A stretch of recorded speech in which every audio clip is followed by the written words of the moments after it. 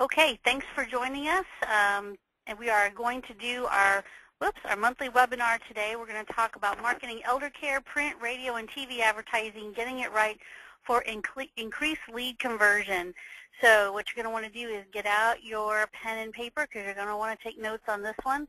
But also I will send out the replay, and it will be posted on YouTube as well. So you'll be able to see this in many different versions, and I will send out the links to all that stuff. And also I want to let you know that as far as questions go, we are going to save time at the end for questions and answers. All of your lines are currently muted, so for those of you just now joining us, we cannot hear you talking. George and I are on the line, but at the end of the webinar, write down your questions, because at the end we're going to take questions, and the way you ask a question is to use the little control panel that you have when you got all signed in to the webinar, and you can type in a question at any time. You don't have to wait till the end of the webinar to type in a question. You can put it in there any time, and what we do at the end is we just scroll through the questions and just go through every single one of them. So be sure and go ahead and type in your questions as you have them. That's how we do our Q&A at the end, because there are so many people registered for this webinar, and most of the webinars we do, the noise would be uncontrollable if we unmuted all the lines. So we just go ahead and do it this way. So with that, my name is Valerie Van Boeven, and my partner George Novison is on the line. Hi, George. Hi, Valerie. How you doing? Welcome, everyone. Very good. And George will also be here at the end to answer any questions, too. So this is a webinar I really enjoy doing, and it's taught me a lot about marketing in general, so I hope that it teaches you a lot about marketing in general as well. Okay, so these numbers are going to seem a little maybe high to some of you, but when we did this webinar a couple of years ago, and I think that these numbers probably hold true today for some markets. Now, not all of you are going to experience the numbers that you see here, but I'm going to explain some of this. So when I ask home care, senior care, elder care providers, assisted living, home care, agencies, nursing homes, elder law attorneys, reverse mortgage specialists, long-term care insurance, how do they get their business? Everybody has a different answer. But as the internet grows and grows and grows and gets more important in your marketing strategy, this is what it kind of boils down to, because frankly, a lot of people have bailed out of radio, TV, and print because of the cost. So we're going to talk about that, the cost of it, what to do to make it work the best way for you in print, radio, and TV, and the economics behind all of this. So about 40% of folks' leads come from, which is, close to 50% of leads come from networking. And that's your professional networking. All of it is the in-person network kind of stuff, the sales people that you may have out there, or if it's just you wearing all the hats, all the networking that you do. That includes seminars and senior fairs.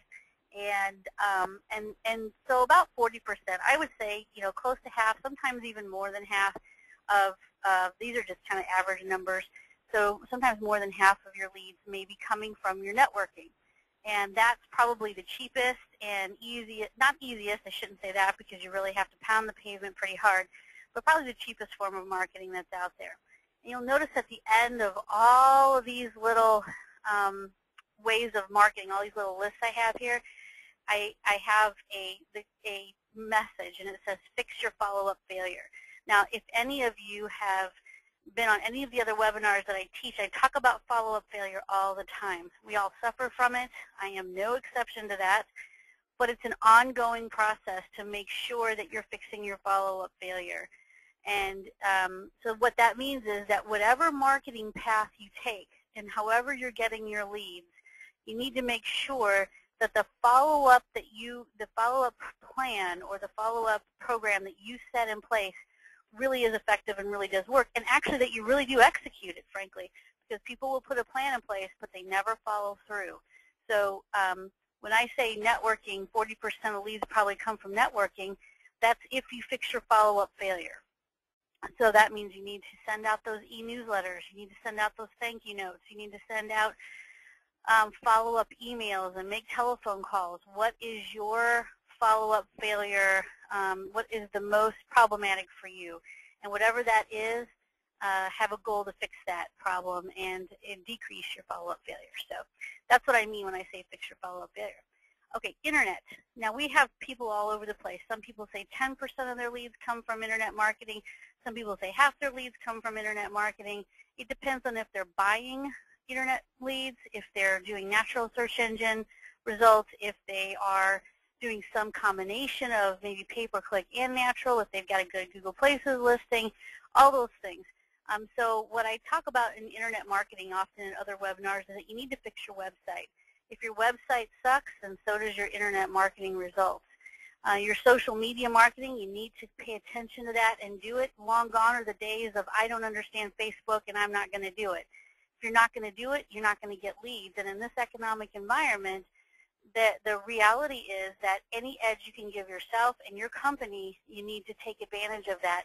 And if you have a segment of the population that is on Facebook, and baby boomers are on Facebook, if you have a segment of the population out there and you're not reaching out to them, then you're missing leads, because your competition, I guarantee you, right now is using Facebook very robustly. I just got an email the other day that many of you probably also received that Home Care Assistance is a national franchise, and their headquarters or their national office just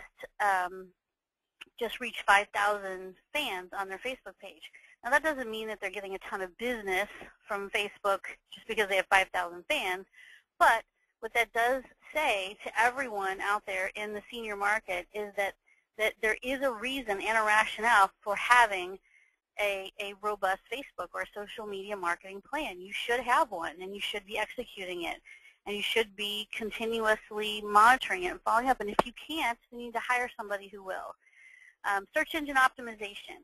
Your website, if it's not search engine optimized, which means that if the internet doesn't know, if all those little engines and robots and all that don't know what the keywords are that you're reaching out for, who your target audience is, then you're not going to reach your target audience, and your internet marketing plan will fail. Post-click marketing. Post-click marketing means that you need to fix your website. It's kind of the same thing. If somebody clicks on your pay-per-click ad, or they click on your listing for your website, and they get to your website and it's icky, or it's old, or it looks like it came from the year 1998, or it plays music right off the bat and scares them out of their mind, they're going to click away from your website. They're going to hate it because it's either irritating or it doesn't look professional or whatever. People judge a book by its cover all day long, so you have to have a good professional search engine optimized website. And then again, you have to fix your follow-up failure. So if you're getting leads on the internet, what are you doing to follow up with them? Print advertising. And so print, radio, and TV is really the focus of this webinar. And we're going to talk about newspaper, yellow pages, coupon ads, calls to action, what you should be doing, and how to fix your follow-up failure. Radio, live testimonials, recorded spots, your call to action in those, how to fix your follow-up failure. And then TV, your 30-second ads, your billboard ads, your call to action. We're going to talk about the cost of all of these things, which actually is kind of all over the map. But I'm going to give you some ballpark ranges just so you can see in comparison how they pan out for each other. Also, as we talk about this, if I forget to mention it, this is an election year. Or not this is an election year, next year is an election year. So as you're planning your budgets for 2012, remember this. If you plan on doing any television advertising, I don't know, I would talk to somebody now, because if you can lock in your rate for 2012, you might want to lock in your rate, because next year being an election year, guess what? The ad cost is going to skyrocket. In fact, I've even had television ad reps tell me in an election year, forget it during prime time. There is no way you're going to want to spend that kind of dough during prime time. It's election ad after, or political ad after political ad after political ad. They charge a premium for that time slot. That's where everybody wants to be. And you just be killing yourself on network television to advertise during an election year during prime time. So if you're thinking about TV, check with one of your TV stations locally and make sure you try to lock in a rate or start early, because next year it's going to be out of sight. So let's keep on going here. Okay, this is one of the ways that I try to organize most of our marketing that we do, and you should too. And that means, and it doesn't always work exactly this way. That means your message, your market, and your media must match. So the message that you're sending to the market that you're trying to reach and the media that you're using, they all need to match. And that sounds confusing, but if you try to understand it and work it out in your head, it really does matter. So the message that you're sending to your market and the market that you choose and the media that you choose to get that message across need to all work together. If they don't, then you're really spinning your wheels. For instance, the message that you might be sending is the right message, but you might be sending it to the wrong market. So for instance, if you're talking about home care services, but you're trying to reach out to a senior market, you might be spinning your wheels, because the reality is you want to be reaching out to the baby boomer market, those people born 1962 up to 1962. So, up to 1964. So if you are, and some of those people are considered seniors, but on the other hand, if you're really trying to reach out to that senior market, but your message is about home care, you might be missing the message, because is it really the senior who's going to make the phone call to get services for themselves, or is it really their adult children? It's probably their adult children. So it might be baby boomers and younger that you're really trying to reach out to, and with the same message. And that might work better for you. And the media that you use. If you really are trying to advertise to seniors, and your message is for seniors and your market really is seniors, let's say scooters, for example, the scooter store or whatever.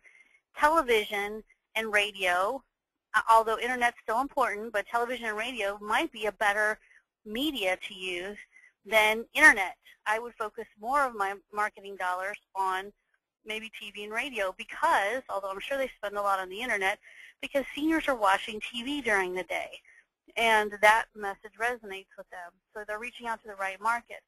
For home care, it seems to me that your message would be better on the internet, first of all, and then if you're going to use radio, during drive time on the way home to and from work. So on a talk station, or very popular pop station or country station in the morning, or one that has the weather and today's forecast and today's local news in the morning and in the afternoon and drive time. So to me, if I were advertising home care, that's where I would want to be, is somewhere where I'm going to reach those adult children. And we've done this in the past with other organizations, help them with their radio. And what we found is that, believe it or not, and of course we find that females are oftentimes, the caregivers in the family, the daughters, the nieces, and they are usually the caregivers for someone who's aging in the family. However, the person that makes the phone call to get help is often the adult child that's the male. So it could be the spouse of that female caregiver who's caring for her parents or his parents, or trying to care for them but not doing a very good job because she's got 10 other things she needs to do. So that adult male is the one that calls and says, hey, you know what, my wife is going crazy trying to take care of, her aunt or her mother or my mother, and it's just driving her crazy, and she can't, do anything else, and I really want to call and find out how we can get help for our family. So and they're actually in the car listening to the radio, driving home from work, and they hear a commercial. So message, market, media match makes a big difference. Once you can get those three to really match up and you understand it, then you've got yourself a winning ad. Your market. Okay, so the biggest mistake senior service providers make when marketing is figuring out who their market is. And I think we've all learned this, but I'll just say this again. Your real target audience, who is your market? Your real target audience. Let's talk about assisted living, home care. That audience is often the adult children. It's not so much the seniors who need care. Now, you will get spouses who will call for care for their, the husband or wife, but for the most part, the calls that we hear, the calls that are recorded, the calls that come in are for our people who are they're our children of the aging adult, or they are a niece or a nephew, or a next-door neighbor who may be younger, who's calling on their behalf. So it's typically not the seniors. So I hear a lot of people talk about going to senior centers to do a talk on senior safety in the home, or something like that. And the reality is that might not be the right audience. It might be free, and it might be easy to get in there, but if you're not going to talk about something fun or interesting to them, like gardening or crocheting or knitting or books or whatever it is that might be interesting to them, if you're not going to talk about that kind of stuff, that's probably not your best bet. But doing a talk at a Chamber of Commerce to employers, to small business owners who are also in their 40s, that is a good market for you. So think about it before you do anything. Who is your target market? That's why when we talk about senior fairs, and we did that whole webinar last time, if you're going to go out and spend money on senior fairs, you have to know and have to be prepared for right off the bat, the people that come to the senior fairs typically don't need home care, and they're not there to talk to you about home care. That's not the market that you're going to see there. They're actually there to have a good time and get free stuff. But the win there is that if you can get as many names, addresses, phone numbers, email addresses as possible before you walk out that door, and you fix your follow-up failure, and you actually send them newsletters, send them information, keep them on your mailing list, when you do that, that's when you start to win. Because you have to make sure that the next time something happens, or when the straw finally breaks the camel's back, you have an opportunity to be the last person that actually contacted that family via email or newsletter or whatever, and you are top of mind. So how do you find adult children of aging parents? There's no list that you can buy. You can't go to InfoUSA and say, I want a list of all the people who have an aging parent in the United States or in Texas or in Houston, Texas. You just can't do it because that's not what lists are built for. They may say they can, but I suspect they can't, because you don't know whose parents are sick or frail or really elderly or have had medical issues or may have fallen 3 times last week. You can't buy that list. So you have to really understand that fixing that follow-up failure for everything you do is so important, because someday a majority of us are going to need some form of long-term care, and about 60% of people over age 62. So if that's the case, then you have to be diligent about your follow-up. How do you find caregivers? Again, unless you're running a caregiver support group that's pretty big, you're probably not going to find a whole list of caregivers. So where and how do you find the other pieces of your market? You find them all over the place, through print, through internet, through radio and television. So let's talk about that. On your message, we're going to talk about message first. This is something for all of you to think about a little bit. And the best way, the best example that you can find, or I can find out there to show you, is for you to go to your Yellow Pages, even though most people don't use the Yellow Pages, I don't think, anymore, unless you're in a small town. Go to your Yellow Pages and open it up to senior living or assisted living or retirement communities.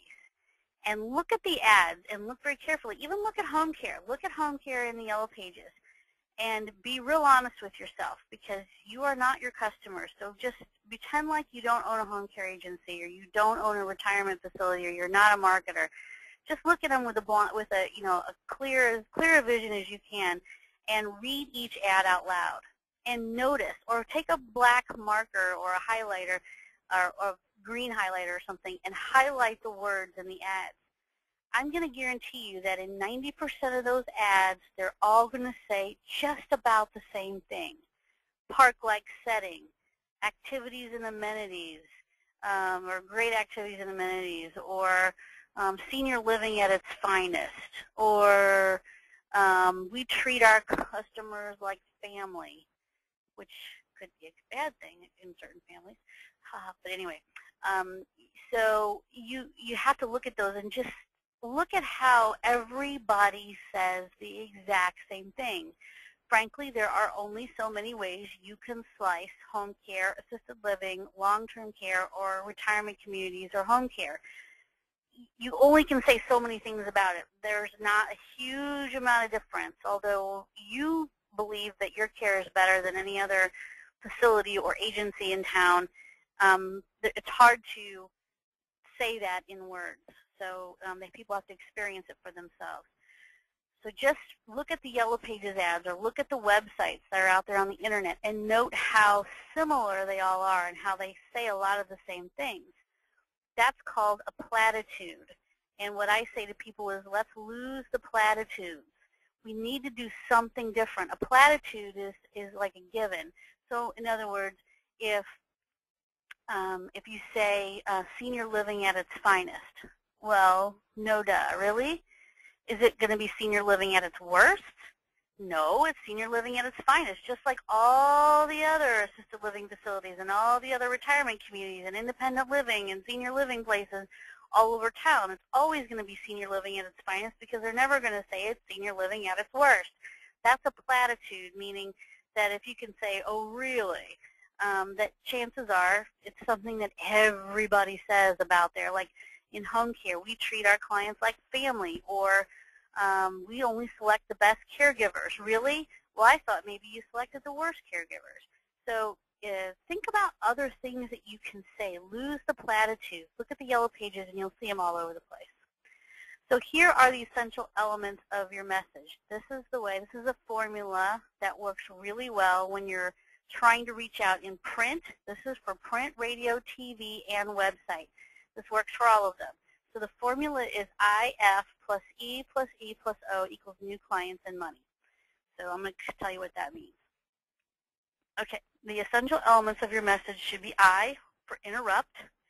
So if you're going to do a radio ad, a television ad, or a print ad, or if you're going to establish a new website, you have to, or you're going to do like an ad of some kind on the internet, you have to interrupt someone's thought process. People are kind of in a trance reading the newspaper, they're kind of just zoning out and reading whatever article they want, or they might be zoning out on messages because they're just kind of looking for what interests them. So you have to be able to interrupt that thought process and get people to pay attention. So you have to zip, zam, boom them with something that's going to interrupt them.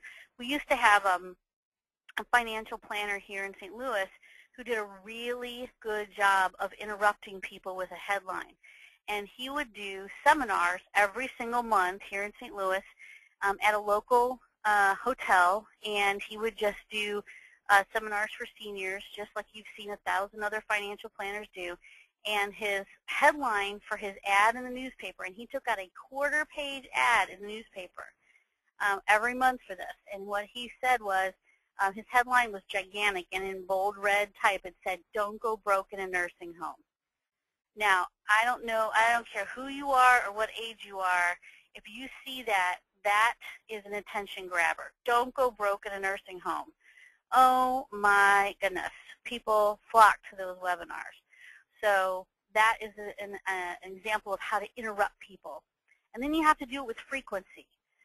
So when the 10th radio station salesperson comes to your office and tries to sell you radio time, and they say, oh, you need to at least do a 13-week run, the reason they say that is not because, well, it's partially because they know they'll make more money, but it's not just because of that. It's because the reality is, as you all have heard in the past, you have to touch people over and over and over again before they're going to actually have some level of recognition and before they're going to actually pick up the phone and make that call.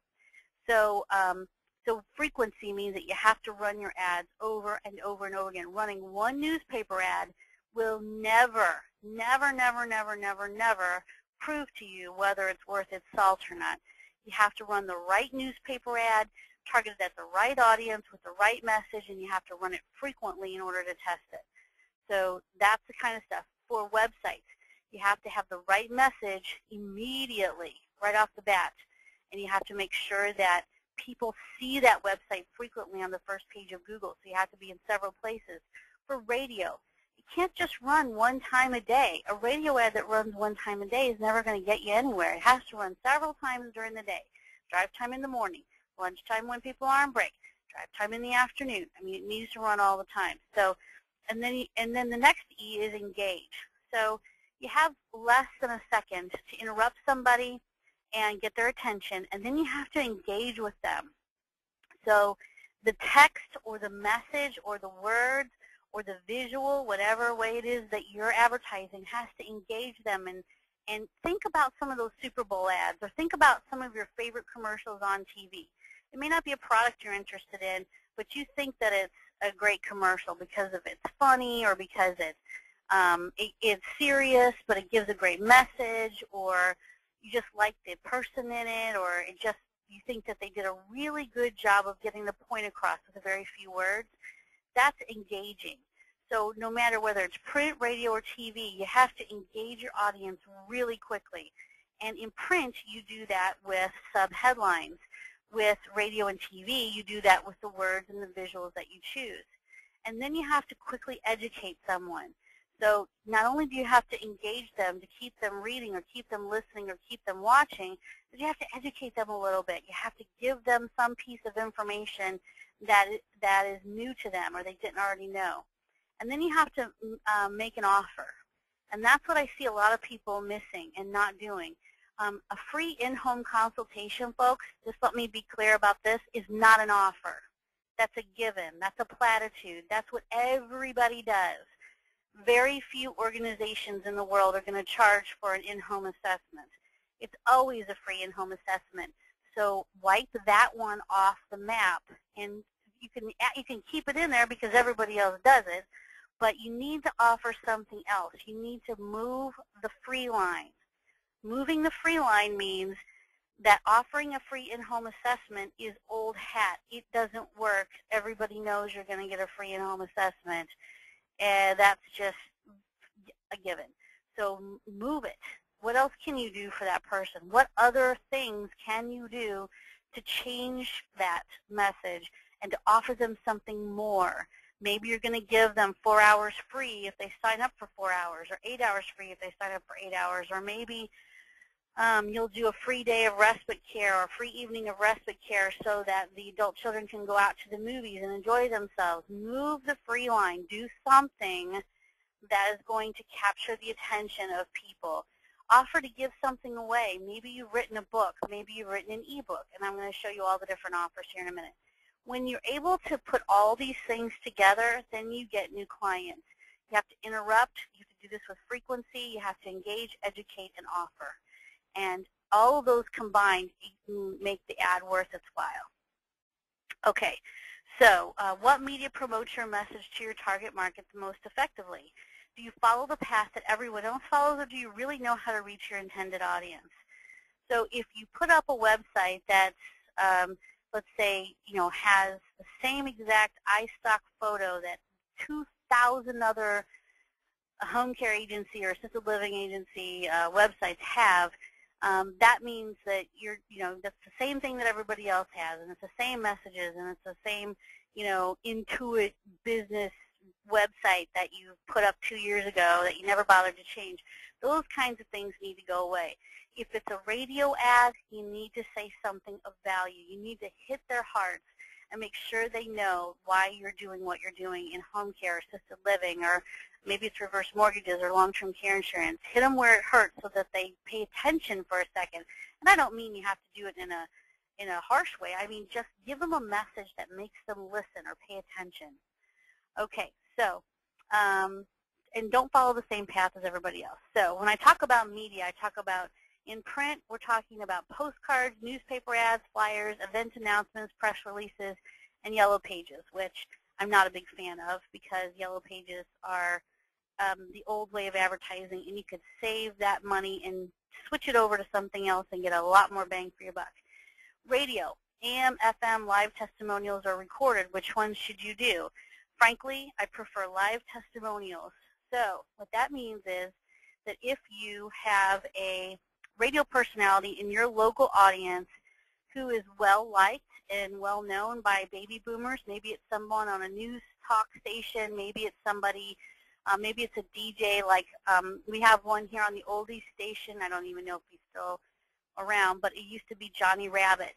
And Johnny Rabbit was on the Oldie station, and everybody listened to Johnny Rabbit, loved Johnny Rabbit for years and years and years. And he was a great person to get a testimonial, a live testimonial or a recorded testimonial from. If Johnny Rabbit said it, people do it.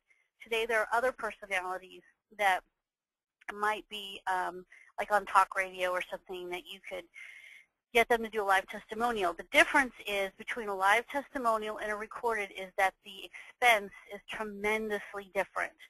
So if you have a standard non-recognizable person just do a voiceover for you, that's a lot cheaper than having a live testimonial by a known celebrity at that radio station do your endorsement.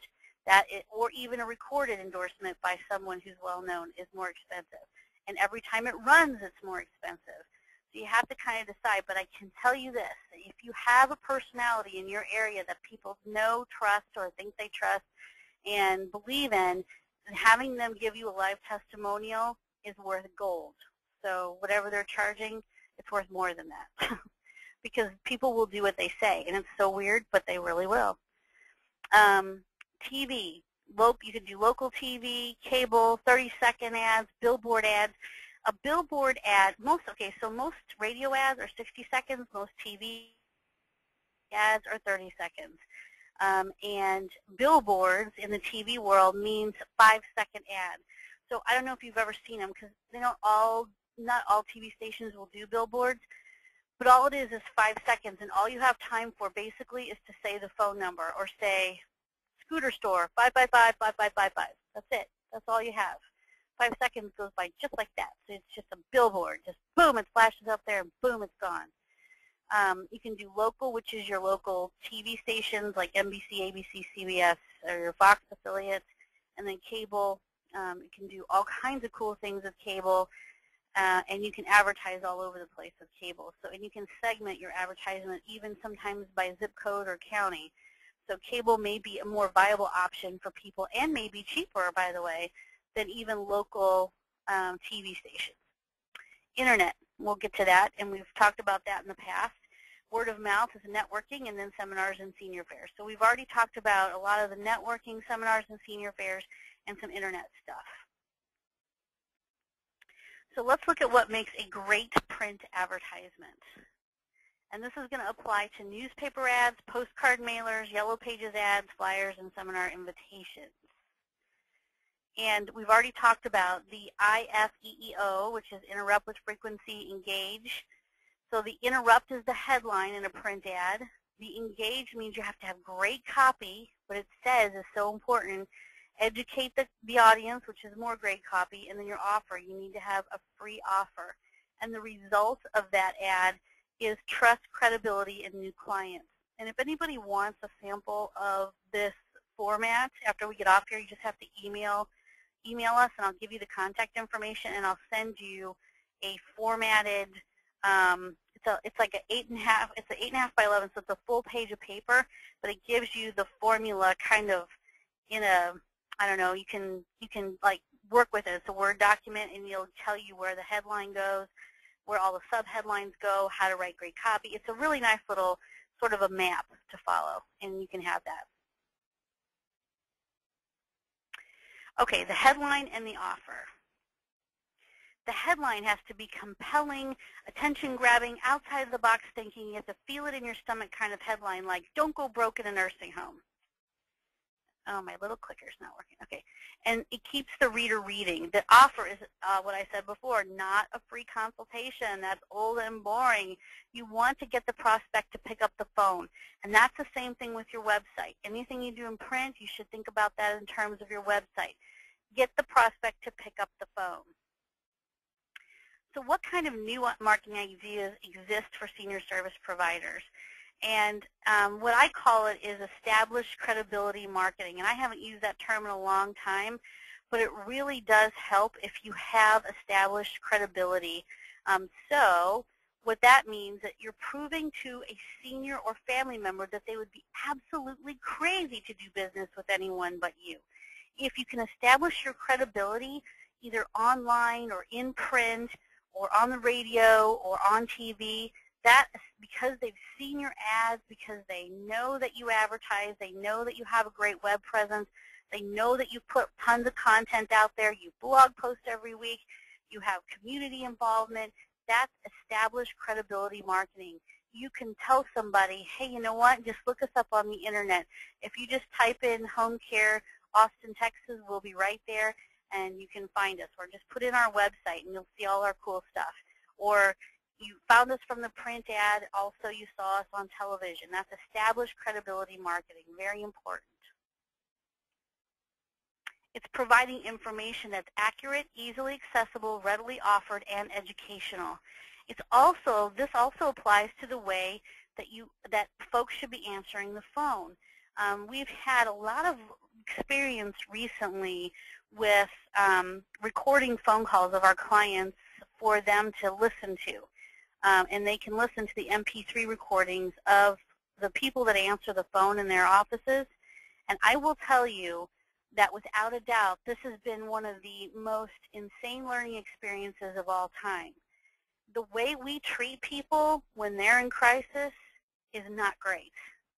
And I know that doesn't apply to everybody, but I will tell you that when an adult child of an aging parent calls and says, I'm trying to find out what your rates are for home care, or I'm trying to find out if you provide XYZ service, we should absolutely drop the world to talk to this beleaguered, overwhelmed, insane person who is pulling out their hair, trying desperately to find good information and to get answers.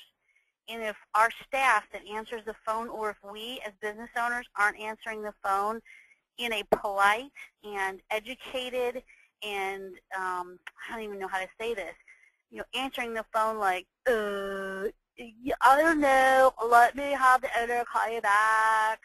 That is so awful. We have listened to some recordings that have just blown the owner's mind. So if there is anything that you could change today that doesn't cost you a dime, the establishing credibility and trust in a person's mind when they pick up the phone and finally dial your phone number because they are at the limit of what they can take with caring for an aging parent and they don't know what to do, when they finally get the nerve up to pick up that phone and call your office, the person that answers the phone better be the brightest, most happy, well-educated person that you can possibly put on that phone. Teenagers do not work in this instance. College interns do not work as far as I'm concerned. 20-year-olds who have never had this experience in their lifetime probably shouldn't be answering the phone unless you've coached and taught them over and over again about how to take a phone call from someone who is overwhelmed. And they may be having a really bad day, but guess what? They ain't having nothing like the person on the end of that phone, other end of that phone's having. They've never experienced what kind of heartache it is to take care of an aging parent. So if you want to establish credibility in your marketplace, one of the best ways to do that is make sure the person answering the phone has a brain and is answering the telephone in the right way. And I know I'm getting all kinds of crazy about that, but these phone calls that we've heard just blow my mind. Blow my mind that we treat people like the way we do sometimes when they're calling about an aging parent. So establish your credibility right off the bat, from the website that you have out there to the TV ad that you run, the print ad that you run, and the way you answer the phone.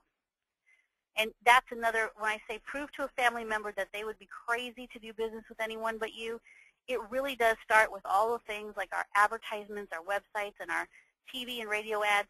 But the moment of truth is the moment that the person in your office answers the phone.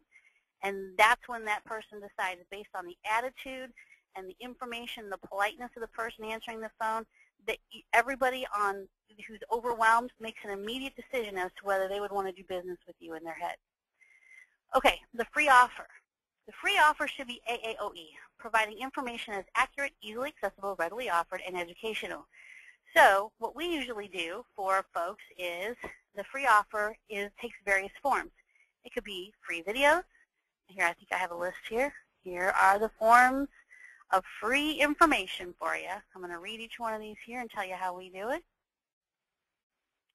Let me make sure I have them all. Okay, so a written free report. Pretty good. Caregiver guides. We do free caregiving guides. There's all kinds of stuff out there that you can give away for free. And you give them away in email. You give them away instantly if you're doing this online. Don't give them away like, mail them out. That's kind of, you can mail other things that are less costly. You want to email out like 137-page caregiving guides that are put together by the Alzheimer's Association and the federal government. you can email those to people, and they can just print them out as a PDF, or they can just download them as a PDF. There's no sense of mailing a 137-page book to everybody that calls or everybody that goes to your website. Customized free report, it might be something you've written, it might be something someone else has written. A free audio CD, radio show CD, or a video CD or DVD. Now, in today's world, it's much easier to just send somebody to your website to watch your videos, which you should do. But there are times, like at a senior fair, where it's nice to have something to hand out that people can listen to or watch when they get home. So if you give them a free audio CD, they can pop it in their car CD player on their way home and listen to it, a radio show CD. If you've done a segment on a radio show, ask the radio station for that segment on CD. And then you can use that, just have those duplicated at a duplication house, and you can give those out. So people can actually, especially at senior fairs or anywhere for that matter, you could have that segment play for them so they can hear you being interviewed. The other thing that people use that for, a segment on the radio or anything like that, is they play it as their on-hold music for when people call in. A free teleseminar. Now, this sounds really strange for home care agencies and assisted living facilities, but adult children of aging parents typically work during the day. So if you are willing to, especially in the states that are where it gets dark early, where in the wintertime, where it's going to get cold. I mean, the Sun Belt, it may not be as big of an issue, but anybody north of, say, Texas or Oklahoma might want to think about it. You can actually do teleseminars or webinars like this and record them and take questions and answers. And if you reach out to your community online, you will get people to sign up for them, whether it's 25 people or 2. It's worth it because one of those people might be a lead, and no one has to leave the comfort of their home to listen to you talk. You can even make it a support group if you wanted to. A free seminar.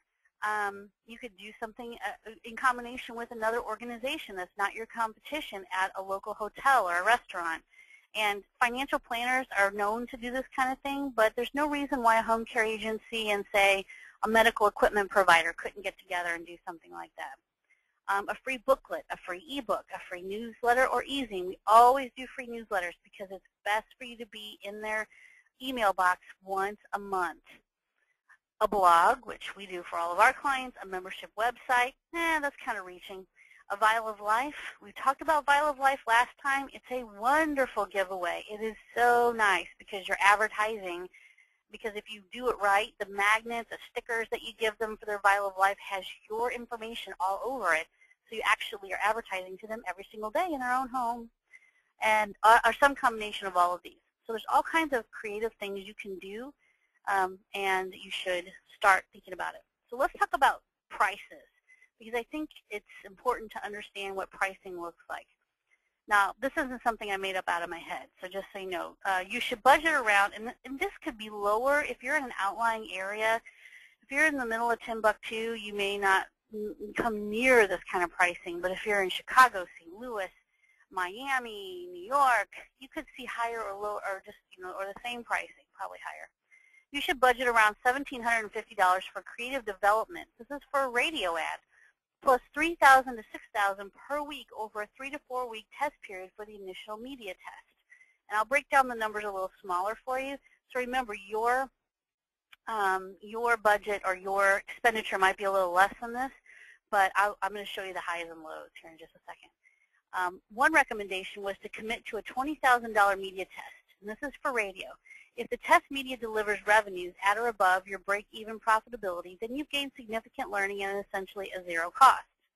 If the test media delivers revenues at 75% of your break-even profitability, then for less than $6,000, you've gained significant learning about how to leverage direct response radio as a profitable venture for your business. So what they're telling you is that, and this may be for bigger cities, but you certainly are going to spend quite a bit on getting your radio ads produced and the run of them. And I'm going to show you the cost in a minute. Okay, TV advertising. For most small to medium-sized businesses, owners find that local advertising fits better with their budgets and marketing goals. Now, this could be cable that's local, or it could be, your NBC affiliates. A 30-second time slot in a medium-sized market can be purchased for as little as $5 per 1,000 viewers, meaning that you could easily expect to pay less than $100 per commercial slot. even cheaper rates may be available for off-hour programming. So in the middle of the night, you might be able to get really cheap ads, but you're not going to get a whole lot of response in the middle of the night. So let's look at TV advertising. The production cost to put the spot together is going to cost probably at a minimum of about $500, up to $2,500 in production. And that depends if you have a camera crew coming out to your place or if you're just doing something with stock footage and stock images and things like that. Daily costs for local ads are 30-second ads. On the low end, they're going to be about $100, every time it runs. So if you just do it one time a day, you're going to spend $100 one time a day. So that's about $3,000 per month. If on the high end, let's say you're going to do something during prime time during a very popular show locally, you could pay up to say $400 one time per day. And for your commercial run one time per day, you're looking at $12,000 a month. Now, can anybody imagine just running a TV ad one time per day? Maybe that would be good in prime time, but I can't imagine running it one time a day. It seems like you'd have to run it 3 times a day to catch all the people you want to catch. And it seems to me like also that you'd have to run a home care commercial during prime time, because if you run a commercial that's geared for a baby boomer or an adult child of an aging parent during the lunch hour or at 1 o'clock, they're at work, they're not watching TV. So guess what? Your better bet's to make sure you're available on the internet. So you're looking at $3,000 to $12,000 per month, and probably those numbers may be a little low. If you're running them in the middle of the night, yeah, you could get your costs down, but most people who work are not up in the middle of the night. Now, people who have worries, like money worries or legal worries, they may be up in the middle of the night. They may have some insomnia. Even people worried about an aging parent may be up in the middle of the night. But for the most part, you're going to have to run them during the drive time in the morning, or not drive time, during 6 a.m. hour, news in the morning, or during prime time at night, and that gets pretty expensive. Total low-end cost per month, $3,500. And I'm going to show you these rates in a minute, but compare that to 24-hour-a-day internet marketing at $500 a month. Internet marketing sounds pretty cheap at this point. So, okay. And then I'm going to show you a list of all these together so you can see everything. For internet marketing, you're looking at website and social media setups ranging from, I don't know, $550 to $1,200, depending on what you want. Now, if you needed a custom, big, giant, custom design website, you're looking at a lot more than that. But let's just say on the low end, $550 to $1,200 to set it all up. Monthly management, you're looking at $350 to $750 per month for all the stuff that needs to be done. And that's even a low rate compared to what some companies charge. Some companies won't even see you for less than 6 figures per year. Monthly costs compared. So print's all over the map. You could spend $25 this month on printing out handouts, and next month you could spend $250 on an ad, and the next month you could be hit up for a big print promotion, and it could cost you $3,000. Or you have 4-color brochures, trifold brochures printed, and you need a lot of them. So print's kind of variable. I don't know. You can't. There's no way to know what the low end versus the high end. And I just put in a number, $250 to $3,000 per month, and it could be lower than that in some cases, depending on what you do. Radio could be $1,200 to $6,000 per month and up. TV is going to be maybe $3,000 to $12,000 per month and up. It could be less than that if could be less than $3,000 if you're running commercials during the night. But we've tested that as well and absolutely got very little results from running the middle of the night. And then internet runs you about $350 to $750 per month.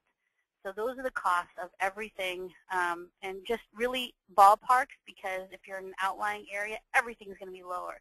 And if you're in New York City, everything's going to be much higher.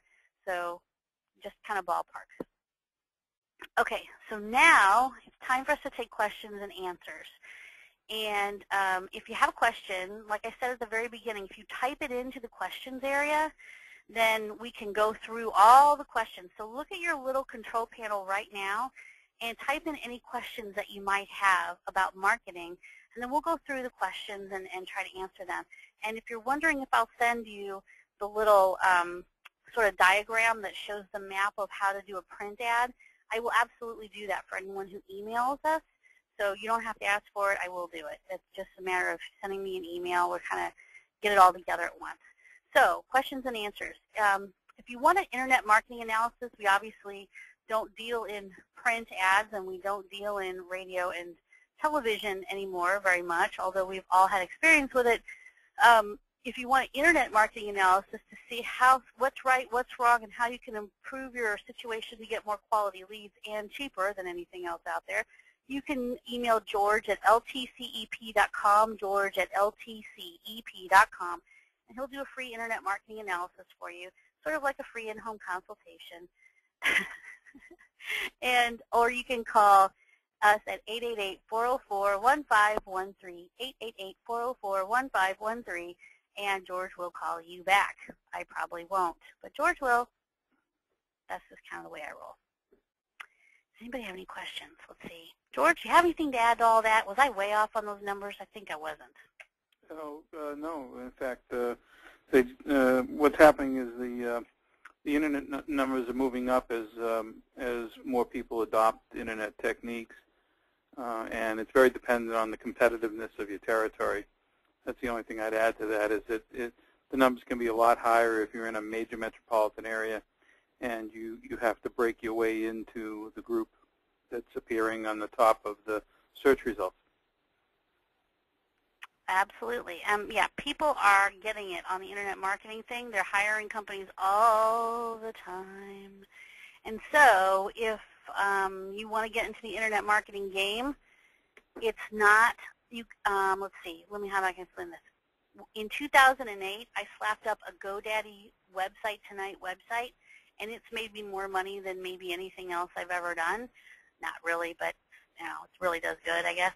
And it's at myseniorservice.com if you want to see it. Still today, for a very limited time, it's still the GoDaddy Website Tonight website. It won't be for very long, but it is now. So if you want to see my goofy little website, you can go there. And that website, you can't do that anymore. You can do Website Tonight, but it'll never see the first page of Google unless you do it right. So what you can do in 2008, really cheap, on the fly, and on your own, it doesn't exist anymore. It doesn't happen. Okay, so how much and what information should a business card include? That's a good question because people cram too much junk on their business card. But I do believe that you should use the front and the back of your business card to your advantage. So if I were using my business cards, first of all, I wouldn't go and have very expensive business cards printed because for me, it seems like the name of my company or our phone number or mailing address or something changes all the time. So what I would do is have them cheaply printed, like at Vistaprint.com. I'm just not a big fan of expensive business cards. I know some people really get into that, but I don't. I go middle of the road, not super cheap, flimsy, but like I wouldn't print them myself. But Vistaprint, kind of middle of the road business cards, perfect. In fact, I don't even carry a business card anymore because if you can Google my name, you can find me anywhere. So I just carry a card that says Google me. No, I don't. I don't really do that. And you know what? You can't hear people laughing on this thing, so it's sort of like crickets every time I say something. Let's see. So name, address, phone number, name of company, your website. You really can't put your follow me on Facebook on a business card, but you can put a coupon on the back. You can put 20% off. You can put your Facebook URL on the back if you wanted to. You could do all kinds of things, but definitely the basics: website, phone number, name of company, address. I would even opt to leave the actual mailing address off and just put, for other stuff. I think it's more important to have phone number, email, website, and any other kind of web-related stuff on there than it even is your mailing address. If your website has your mailing address on it, then people can find you. So I should have ID'd the biz. Oh, Elder Care Concierge. So I think that for D. Kempson Thompson, that what I just said is it still applies for Elder Care Concierge service. You can't get everything on there. If you wanted to write your, if you wanted to have a tagline that's simple, or maybe your elevator pitch on the back of your card or something, you could maybe do that. but simple is good, and I would leave the address off there if you wanted to fit other stuff in. If you want a sample, not a sample print ad, but a sample map of how to put a good print ad together, you need to email us at either george@ltcep.com or valerie@ltcep.com. George, I'll send you that piece, the informational piece I'm talking about, Yep. and you can send it out, I guess, if somebody contacts you. Okay. Do you have any tips on tips to get the boss on board with multimedia marketing? Ryan, I would say that if you got to know, I would say that whatever business you're in, there's probably a competitor out there that is into social media, SEO, a good website, and if you Google, like, let's say home care, Oklahoma City, I'm just making that up, I don't know where you are, and you see that there's 2 or 3 competitors ahead of you in the search results, I can tell you, or on Google Places or whatever, they're blowing you out of the water on leads because only the people on the first page of Google are going to get leads from the internet, and or they could be, and they may be paying them, they may be doing pay-per-click. If you don't get into it, it's just like you're just going to be left in the dust. I mean, I don't even know how to explain that. Everybody's hiring somebody to do their social media and their websites and all the message and the marketing and the match and all that stuff. People who don't hire somebody to help them typically are franchise owners, and the franchise may or may not be doing a good job at that. It just depends on the franchisor. But even franchisees hire us all the time to do their stuff in lieu of, or not in lieu of, but in combination with what the franchise does for them. So it's really, if you can show the boss that the competition is outweighing you on everything, then the boss needs to know that it's time to get serious about social media. Cut the budget on the Yellow Pages ad if you're not getting any calls from Yellow Pages, and increase your budget in internet marketing. Out of all the way to advertise, what is the best return on investment? What is your top pick? Well, my top pick is internet marketing. That's what we do, and that's how I built my entire business. However, I would nail it down to 2 things. I would go with, if I had to divide up my budget dollars, I would definitely do the networking. You cannot be in the business of elder care without networking and getting out there in the community. Can't do it. Have to do it. So networking with other people would be my first order of business, and having people know who I am. Second order of business is making sure my house is in order on the internet. If your house is not in order on the internet, then people are looking you up and either not finding you, or they're finding something yucky and they're moving on to the next player. So you got to get those 2 things together. After I got my business up and running and I was getting some clients and making some money, then I might shuffle a little dough towards some radio advertising. TV would probably be last for me, unless I was a really big player in my market and had that kind of money to burn.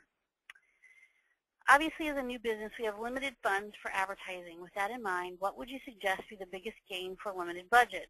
I'm going to give you the same answer I gave Noelle, Vicki, and that is that you need to get your networking, out there, getting out in the community networking, and get your internet marketing house in order first. And that may involve some print. Your networking may involve some print, maybe having your brochure in order. I didn't mean to leave that out, but print and networking kind of go together. But other pieces of print, like Yellow Pages, and I would have a very basic ad. The most basic listing I could get in the Yellow Pages would be what I would have. Whatever is, maybe it's a step up from free, if that even exists, barely a step up from free. And then I would not do newspaper advertising. I would do internet networking, make sure my print materials are in order so that I have stuff to hand out to people, and that would be my routine. What is the #1 very best thing to focus on for a website? That's tough, Irene. There's 2 or 3 things, and I'm sure George may have an answer here too. I'll give you my take, and then George, maybe you could chime in and give your take on it. I think the very most important things to focus on a website is, #1, it has to be search engine optimized. It has to show up on the first page of Google for your local market. If it does not, it doesn't matter what your website looks like. It's never going to be seen. So you have to have a good website that has value to the search engines. Number one, far and above anything else. Number two, it has to have the best call to action that you can muster. That means call now to talk to a home care expert, call now to talk to an assisted living expert, call now to blah, blah, blah, blah, blah. Video is a great way. What are the top 5 things you must know before choosing a home care agency or whatever? I mean, those kinds of things are calls to action that people like and they want to see. So those, to me, are the best things. And, of course, then the last thing would be the, the look. But the look is very important. I wouldn't say it's not important. It's very important. But you have to have all the things together. George, what would be your order? Well, the biggest mistake I see people do is they like to talk about themselves. When on the website, on a page where you have about 2 seconds of a person's attention units, you really need to talk about them and their problem and let them know that you can solve their problem and describe it in the terms that they use to describe their problem. They really don't care at this point about your history or about your company or about what you think about elder care or home care or anything. They first and foremost want to know, should they stop at this website and read some more because it might solve their problem. If they're a real prospect for home care or assisted living, they're really just trying to do one thing, which is grab 3 phone numbers and call people to, who are going to help them and answer their questions the quickest. So less diversions, simple websites that give you a top message in the terms of the consumer is probably the most important thing connected to that call to action. And I'd stop there in the sense that that's a big thing that everybody has to get right. That's true, and that's hard to get right. Instead of talking about how many years you've been in the business, how are you going to solve Susie's problem that her mother has dementia and keeps trying to run out of the house at midnight? How are you going to solve that problem? That's really what Susie wants to know. She really doesn't care where you went to college or how many years you've been in the business or well, she probably cares how compassionate and caring you are, but really she wants to know if you can solve her problem. And that's true. I like that answer. Are you a problem solver? I think you are. Everybody on this webinar is a problem solver, probably. And if you're a problem solver, then you need to articulate that very well. Good answer. What % of your overall budget should be spent on marketing and advertising? Oh my gosh, that's a toughie. What do you think, George? I don't know how to answer that. I'd say 100%. Well, no, obviously that question is a function of the maturity of the company, the yeah. cash flow position of the company. What people make the mistake of is that they feel, they sometimes think that they're spending the marketing money for just the leads this month. And we run across a lot of companies who, when in good times, they stop doing their marketing, and all of a sudden they either have empty rooms in a assisted living facility or all of a sudden not enough hours in the home care agency. It's the time when times are good, and it's even more important to keep a pipeline of prospect discussions going to prepare. So that question can never be answered except in a specific case for the maturity, the cash flow of the company. I see a lot of small home care agencies being started on a shoestring, and that's really a case where people have to bootstrap, have to get initial referrals with a lot of shoe leather kind of work. And then I see companies that have been in business 5, 6, 7 years, have proven themselves, have a cash flow, but have never really taken a serious look at how to continuously keep their pipeline of prospects going. So I think each case needs to be looked at individually. There's no simple formula that's going to make you survive. I would agree. That's true. It's hard to put a dollar number on or a percentage on that. It's really a function of so many things, but you can never stop. And when times are tough, like in these economic times, the people that continue their marketing and continue their push forward are the survivors. It's the people that say, oh, no, I just can't do this, or they just quit because they're scared, quit marketing because they're scared about the economic situation. Those are the ones that are going to fall off the map, and it's sort of like survival of the fittest. But on the other hand, you just got to keep pushing forward because a bunch of your competitors are going to quit paying people to help them market. And if you continue down that path, at the end of the day, you're going to win. So whatever route you choose, just make sure you test it and understand it enough to know if it's really going to work, and keep on going with things that bring you leads. So that's it for today, questions and answers. And email George, and he'll help you with a free internet marketing analysis and tell you where you are, where you're not, and how you can get more quality leads cheaper. Or you can call us at 888-404-1513, or email George at ltcep.com. Thanks, everybody, and we'll talk to you again in a couple weeks. Thanks. Bye-bye.